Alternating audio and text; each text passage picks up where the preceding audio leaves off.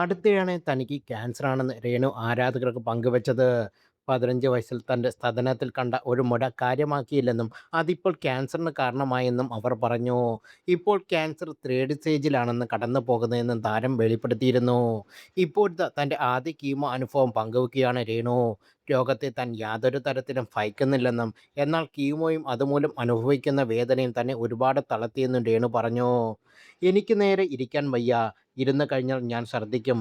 വയറ്റിളക്കമുണ്ട്. തല കറങ്ങിയിരിക്കമാണ്. പിടലിയെല്ലാം പൊട്ടി. തൊണ്ട പൊട്ടി. അങ്ങനെ കുറച്ച് പ്രശ്നങ്ങളുണ്ടായി. ഇന്ന് പിഗ് ലൈൻ ഒന്ന് ജസ്റ്റ് ബ്ലീഡിങ്ങായി ചെറുതായിട്ട്. അപ്പോൾ ഞാൻ ബാത്റൂമിൽ ആയതുകൊണ്ട് തന്നെ ആശുപത്രിയിൽ പോയി ക്ലീൻ ചെയ്തു. കീമോ എന്ന് കേട്ടിട്ടല്ലാതെ നമ്മൾ ഇതുവരെ അനുഭവിച്ചിട്ടില്ലല്ലോ. ഒരു പേടിയുണ്ടായിരുന്നു. സത്യം പറഞ്ഞാൽ ക്യാൻസറിന് എനിക്ക് പേടിയുമില്ല.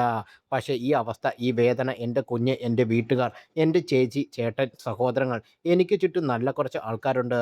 പ്രത്യേകിച്ച് കരീഷ്മ, എൻ്റെ ചേച്ചി, അങ്ങനെ കുറച്ച് പേരുണ്ട്. ഇവരുടെ വേദനയാണ് എനിക്ക് സഹിക്കാൻ പറ്റാത്തത്. എനിക്കും പേടിയും ഭയമൊന്നുമില്ല. ക്യാൻസറിന് എനിക്ക് ഭയമില്ല. എൻ്റെ കണ്ടീഷൻ എനിക്ക് സത്യം പറഞ്ഞാൽ അറിയത്തില്ല. എന്ത് സ്റ്റേജ് ആണെന്ന് ചെറുതായിട്ട് അറിയാം. സ്റ്റേജ് എന്തുമാകട്ടെ, ദൈവം വിടുവിക്കുന്നതിൽ ശക്തനാകുമെങ്കിൽ ദൈവം വിട്ടയക്കുന്നേ പറ്റുള്ളൂ. കീമോയ്ക്ക് മുന്നേ തുടയ്ക്ക് ഒരു മരുന്ന് കുത്തി. അതെന്തോ ആൻറ്റിബോഡി ആണെന്ന് പറഞ്ഞു. അതെങ്ങനെ സാധാരണ കുത്തുകയാണോ എന്നൊന്നും എനിക്കറിയില്ല.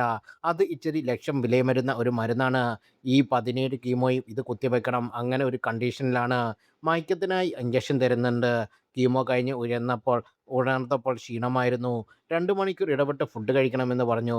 അത് കഴിഞ്ഞ് വീൽചെയറിൽ ഇരുത്തി എന്നെ വീട്ടിൽ കൊണ്ടുപോയിട്ട് കയറ്റി. പിന്നെ എനിക്ക് തളർച്ചയാണ്. ശരീരം ആശകലം വേദനയാണ്. നടുവേദന, തലവേദന, എനിക്കറിയില്ല എന്തൊക്കെയാണെന്ന്. ഛർദിയില്ലായിരുന്നു, ഓക്കാനം വരുന്നുണ്ടായിരുന്നു.